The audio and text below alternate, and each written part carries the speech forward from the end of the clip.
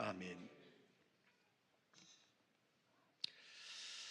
우리 말씀을 전하면서 먼저 이런 질문을 스스로에게 던져보려고 합니다. 여러분, 하나님을 가장 잘 표현하는 단어가 있다면 뭐라고 여러분 생각하십니까? 하나님을 가장 잘 표현할 수 있는 방법, 하나님을 가장 잘 표현할 수 있는 단어. 조금 대답하기 어려우신 질문이라면 바꿔서 질문해 드려볼까요? 여러분, 천국은 어떤 곳이라고 생각하십니까? 우리가 소망하는 천국을 가장 잘 묘사하는 단어는 여러분 무엇이라고 생각하시나요? 요한계시록 4장에 보면 밤무섬에 유배되어 있던 사도 요한이 환상 중에 하늘문이 열려요. 그리고 천국을 발견하게 돼요.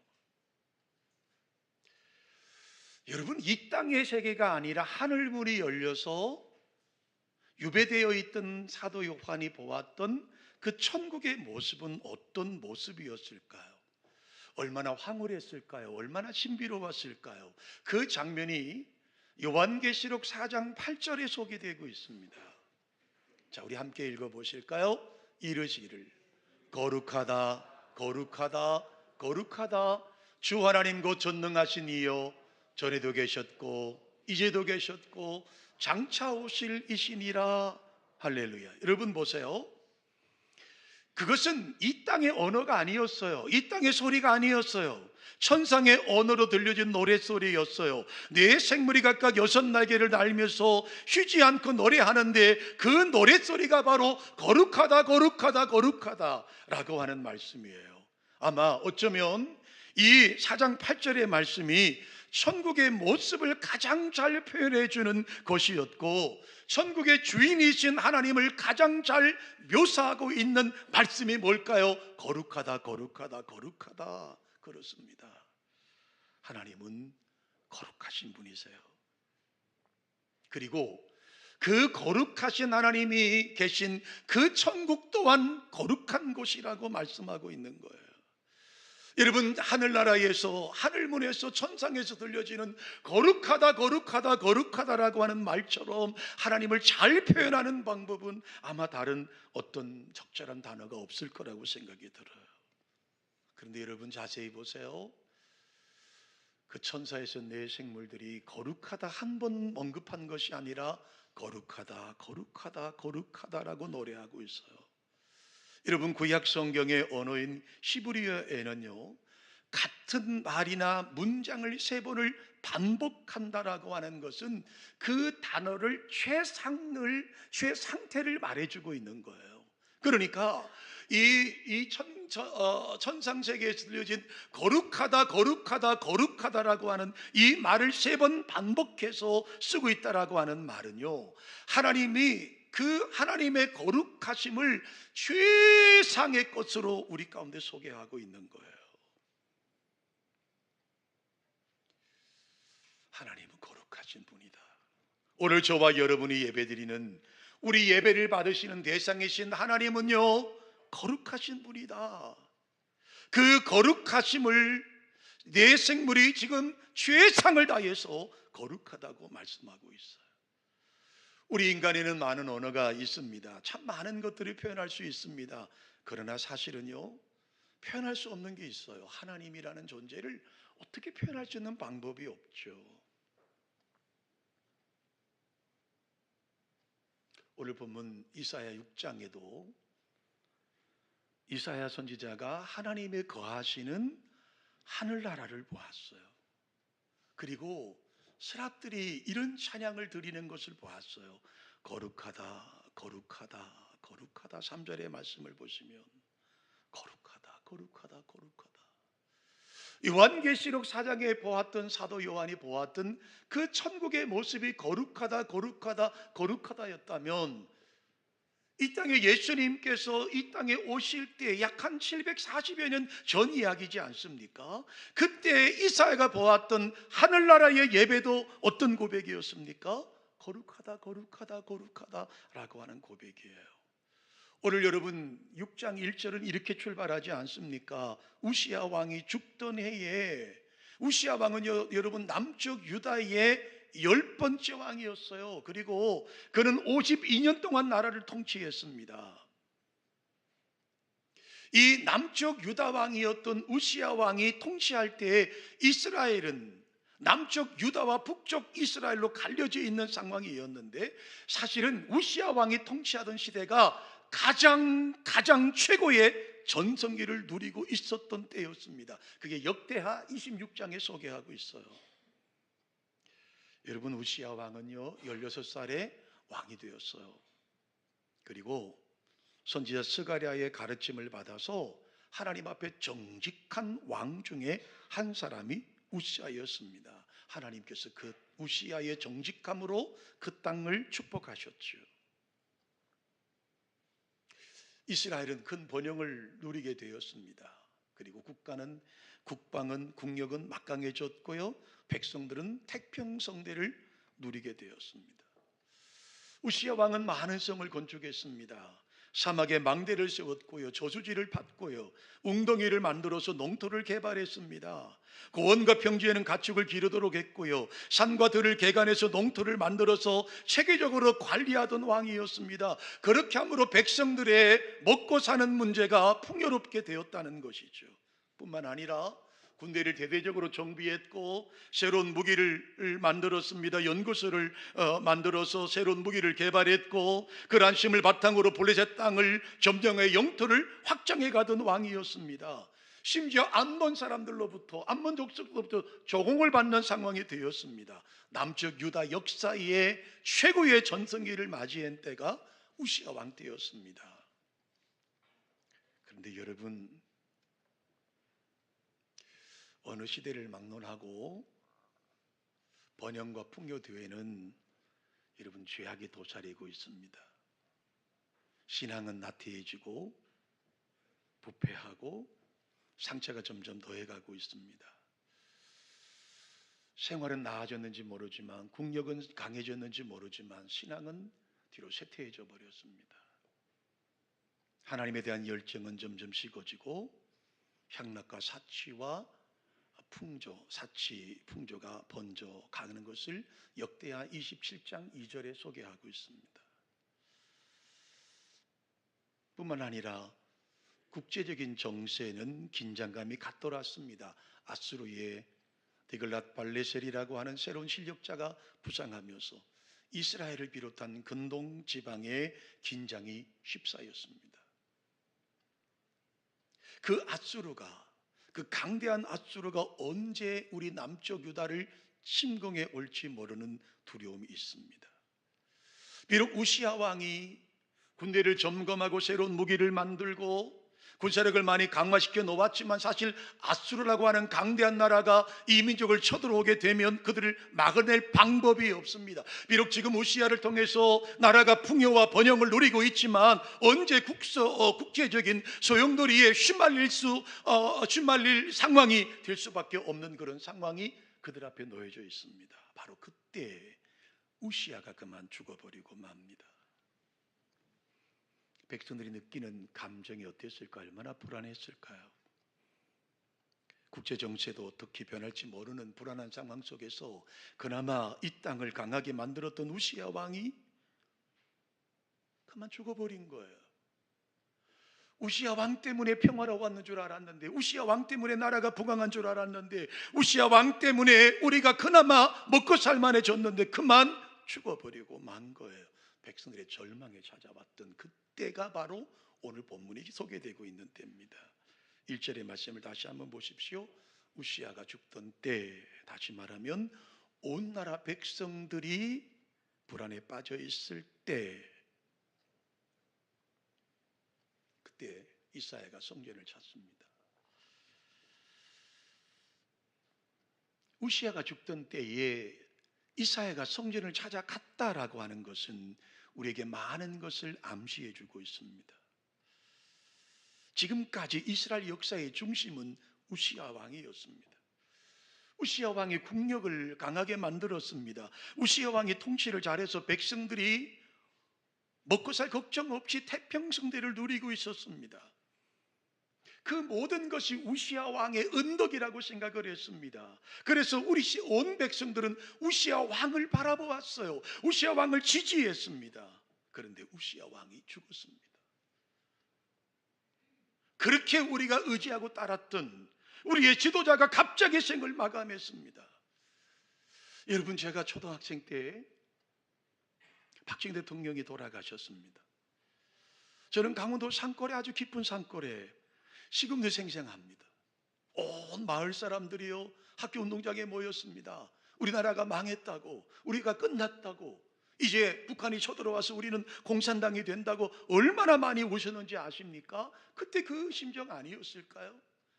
든든하게 버팀목이 되어주고 국방에 힘을 더해주던 우시아 왕이었습니다. 우시아 왕 때문에 이 땅이 평안하게 살았습니다. 그런데 국제정세도 지금 불안한 상황 속에서 그나마 의지하고 믿던 우시아 왕이 죽었다는 거예요.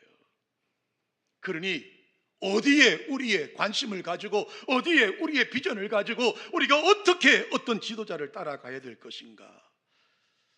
누군가를 기대하고 살았는데 그 기대하던 사람이 그만 죽어버리고 만 것이에요. 그런 절망 가운데 이사야는 오늘 이 본문을 통해서 우리에게 역사의 한 장면을 소개하고 있는 겁니다. 이사야는 백성들과 다르게 역사의 무게의 중심은 우시아에게 있는 것이 아니다. 우시아 왕의 역사의 주인이 아니라 하나님의 역사의 주인이시다라고 그는 고백하고 있는 거예요. 많은 여러분 사람들이 여러 가지 이야기를 합니다. 저는 분명히 여러분에게 선포합니다. 이 땅의 주인은 하나님이신 거예요. 여당이 잡든 야당이 잡든 민주당이 잡든 국민의힘이 잡든 그 역사 뒤에 이끄시는 분은 하나님이신 거예요. 그래서 우리는 기도하는 거예요. 여러분이 지지하든 지지하지 않았든, 여러분이 표를 주었든 주지 않았든 그 대통령을 위해서 우리는 새벽마다 눈물로 기도하는 거예요. 하나님의 거룩한 정의가 이 땅에 이루어지기를요. 그것을 이사야는 본 거예요. 많은 사람은 우시아 왕이 잘해서, 우시아 왕이 통치를 잘해서 우시아 왕이 되어서 우리나라가 부강했다고 말했지만 이사야는 아니었어요. 그 우시아 뒤에 계신 하나님을 발견하게 된 거예요.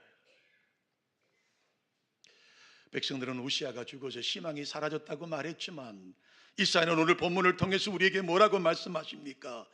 백성들이 잃어버린 그 희망이 우시아가 아니라 다시 그는 하나님에게 희망을 다시 거기에 품게 된 거예요. 그래서 성전에 들어가는 겁니다.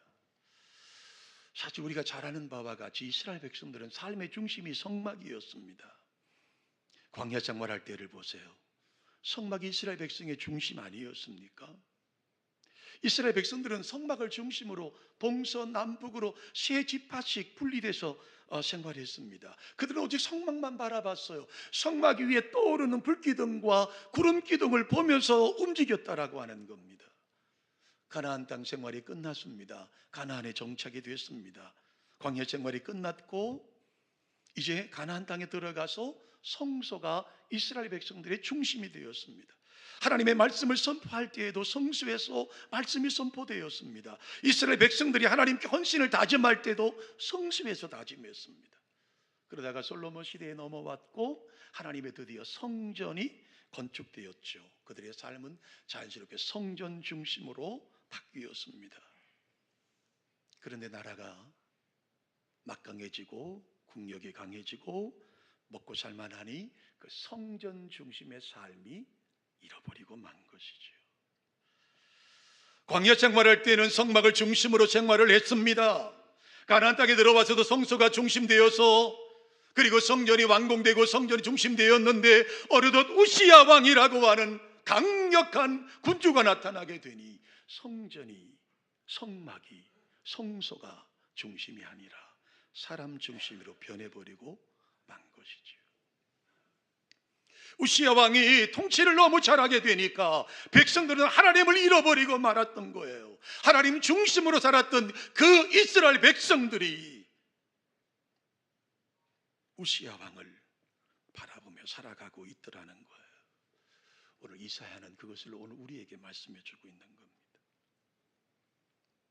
우시아 왕이 죽고 희망이 잃어버린 백성들이 절망에 빠졌을 때 이사야 선지자는 진짜의 희망은 하나님께 있다는 것을 몸으로 실천해 보이고 있는 겁니다.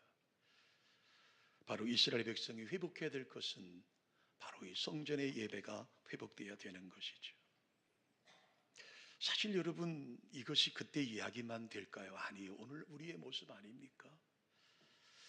우린 너무나 자주 하나님께 희망을 두기보다는 세상에 희망을 둡니다.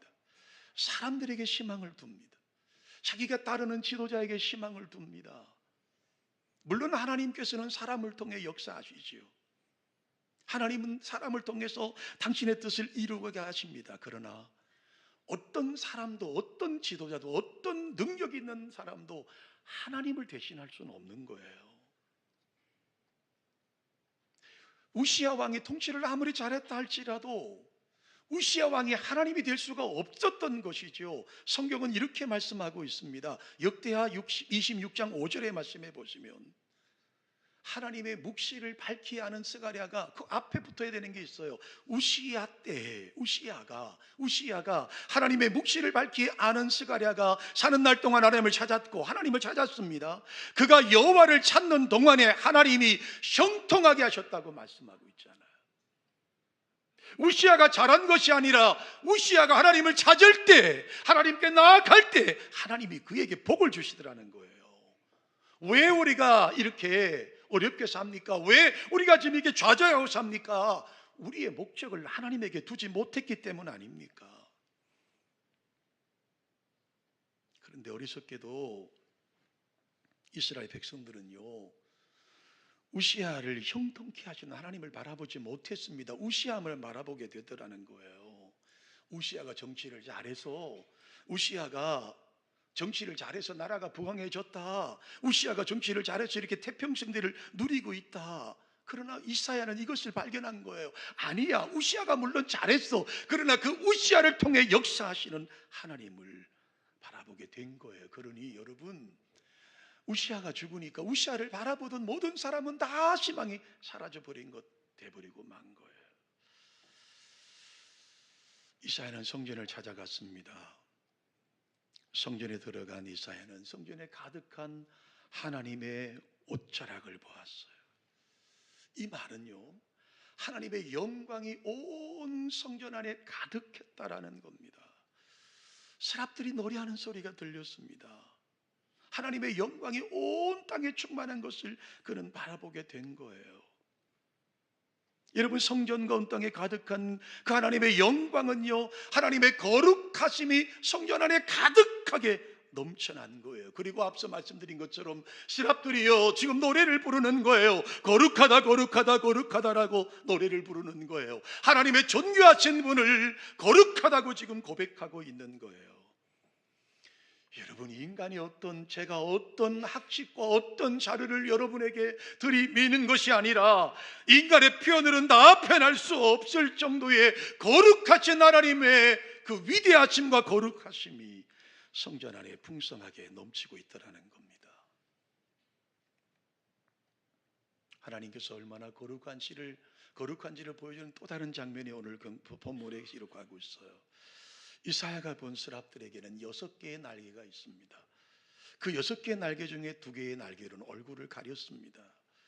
두 날개로는 발을 가렸어요. 그리고 2 날개로 날고 있었다고 말씀합니다.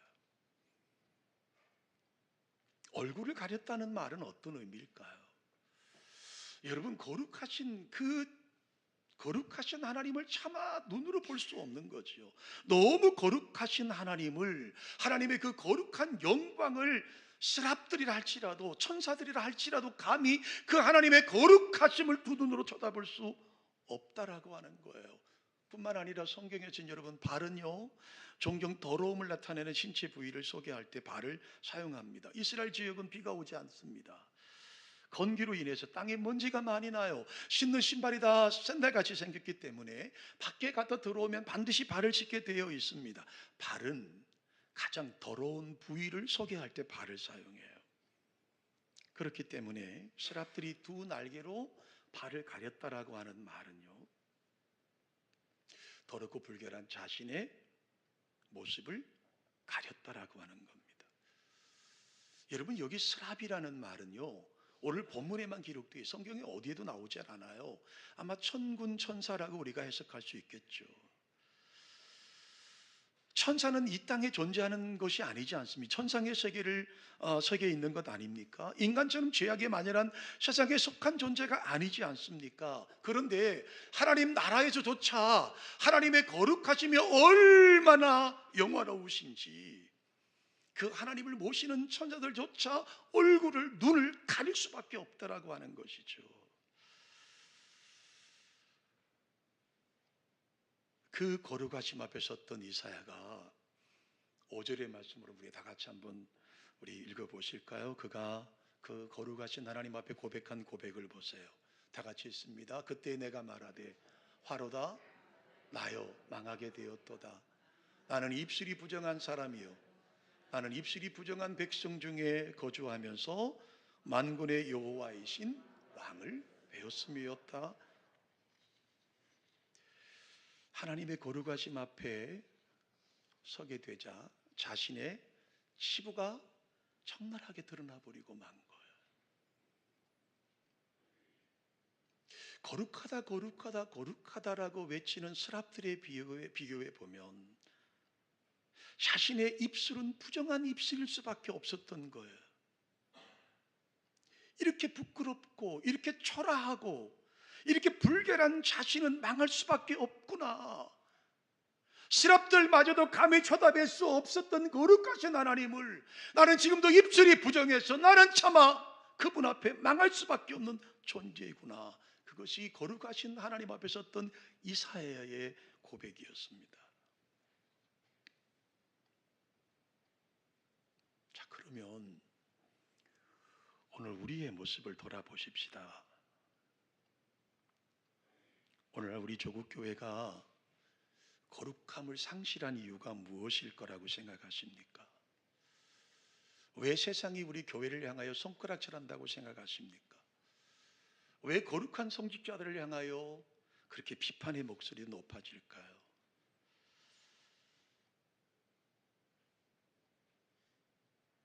여러분, 신앙생활은요, 거룩하신 하나님 앞에 서 있는 자신의 존재를 보는 데부터 시작을 하는 겁니다.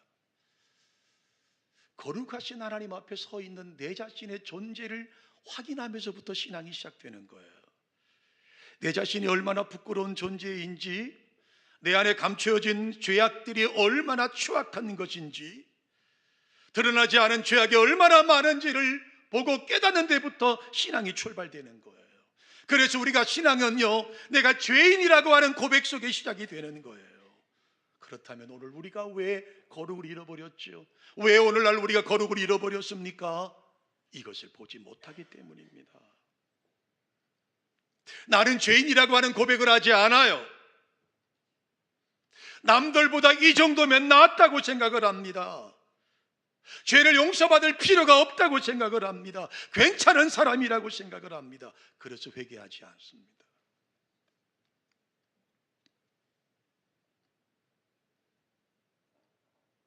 자신의 죄를 용서받기 위해서 하나님의 용서와 긍휼하심을 덧입어야 한다는 것을 인정하지 않습니다.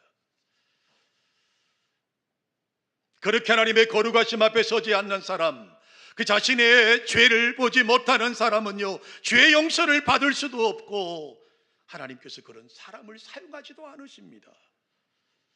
자신 남들보다 낫기 때문에 무엇이든지 할 수 있다고 생각하는 사람들, 하나님께서는 그 사람을 더 이상 쓰지 않으십니다. 뿐만 아니라 그런 사람들은요, 다른 사람들에게 믿음의 선한 영향력을 끼칠 수도 없습니다. 하나님께서 쓰시지 않는데 자신이 나선들 무엇을 이룰 수 있다는 말입니까? 하나님의 도우심이 없이는 여러분 이 땅을 살 수 없습니다.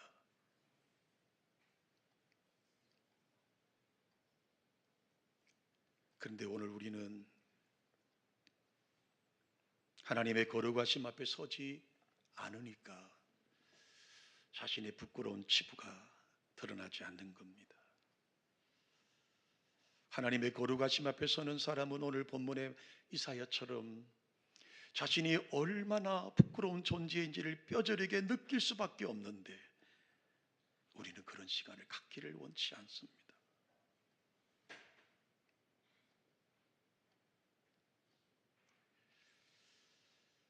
하나님의 거룩하심 앞에 서지를 않으니까 자신이 의인인 것처럼 생각을 합니다. 다른 사람은 죄다 잘못한 사람이고 자신만 성행문자인 것처럼 생각하고 살아가는 게 오늘 우리의 모습이에요. 오늘 우리 교회의 모습 아닐까요? 주님 말씀하신 것처럼 다른 사람 눈에 티는 잘 보이는데 내 눈 속에는 들보는 깨닫지 못하는 것 아닙니까? 일부 예배도 제가 말씀드렸는데요. 저는 개인적으로 이혜훈 의원을 참 좋아했습니다. 우리 교단 권사님이기도 했고 사랑의 교회 권사님이기도 하셨어요. 그분의 청문회를 보면서 가슴을 치는 통곡의 목소리를 들었어요. 이게 우리의 모습이다. 이게 오늘 우리의 모습이다. 어느덧 우리는 권력자가 됐습니다. 어느덧 한국교회는 권력자의 힘에 붙어버리고 말았습니다. 그래서 스스로 거룩을 포기한 겁니다. 신앙은 근본적으로 낮은 자리로 가라고 말씀하고 있는데 우린 낮은 자리를 원치 않습니다. 좀 더 높은 자리, 좀 더 인정받는 자리, 좀 더 알아주는 자리를 찾아가려고 합니다. 그러다 보니 거룩을 잃어버리고 말았습니다. 여러분, 예수님께서 영광스러운 하늘 보좌를 버리시고 낮고 낮은 이 자리에 오셔 십자가를 지심으로 구원을 완성하지 않으셨습니까? 그런데 우리는 왜 낮은 자리로 가려고 하지 않을까요? 사랑드린 가족 여러분, 2026년도를 시작하면서 우리는 섬김이라는 주제를 가지고 말씀을 시작했습니다. 우리 교회가 개척되고 33년이 되었습니다. 33년 전에 비교해 보면 어마어마한 변화를 가져왔죠. 다 허물어져가는 흉가에 시작됐던 교회, 한두 사람이 안방에 모여서 드리던 예배, 그 30대 풋풋했던 열정은 온데간데 없어지고 벌써 60대가 넘어간 제 모습을 보게 됩니다. 끊임없이 그분 앞에 대묻습니다. 주님, 우리가 섬김이 필요합니다. 주님, 우리가 거룩이 필요합니다. 주님의 첫사랑이 우리에게서 다시 필요합니다.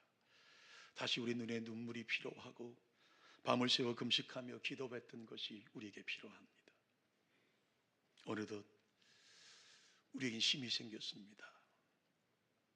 노회를 가도 노회장이라는 직분이 저에게 따라왔고 기장구기도교연합회 회장을 2번이나 역임하는 자리까지 갔습니다. 같이 공부했던 대학원 동기들 중에 제가 회장이 되고 섬길 수 있는 기회가 되었습니다. 늘 우린 입술로 섬김이라고 말하지만 그러나 그 뒤에는 따라오는 엄청난 힘들이 생기더라고요. 어쩌면 그래서 우리는 거룩을 잃어버리고 있는지 모르겠습니다. 사랑하는 우리 드림 가족 여러분, 하나님의 거룩하심 앞에 서지 않으면 하나님을 뵐 수 없습니다. 이사야 선지자는 하나님의 거룩하심을 경험하면서 하나님을 배웠습니다. 하나님의 얼굴을 본 것이 아니라 하나님의 임재를 경험했습니다. 하나님의 영광을 경험했습니다. 그랬기에 그에게 수많은 핍박과 환난과 고통과 유혹과 협박에도 굴하지 않고 그는 하나님 주신 그 사명의 길을 마지막까지 달려갈 수가 있었던 것이죠. 왜요? 하나님의 영광을 보았기 때문에요. 사랑하는 우리 드림 가족 여러분, 우리 2026년도 다른 소망도 많으시겠지만 하나님의 거룩하심을 회복하는 저와 여러분 되시기를 주님의 이름으로 축원합니다. 하나님 앞에 서는 그 하나님의 임재를 경험하는 세상의 어떤 경험과도 비교할 수 없는 하나님을 만나는 축복의 한 해가 되는 저와 여러분 되시기를 주님의 이름으로 축원합니다. 하나님, 주님의 거룩을 담고 싶습니다. 아니, 주님의 거룩을 담는 것은 섬김이라 하셨사오니 주여 우리가 온전히 섬길 수 있는 복을 허락하여 주시옵소서. 온전한 헌신이 우리에게 있게 하시고 주님의 영광된 자리에서 이탈되지 않는 하나님의 종들 삼아 주시옵소서. 감사합니다. 고맙습니다. 주 예수 그리스도의 이름으로 축복하며 기도합니다. 아멘.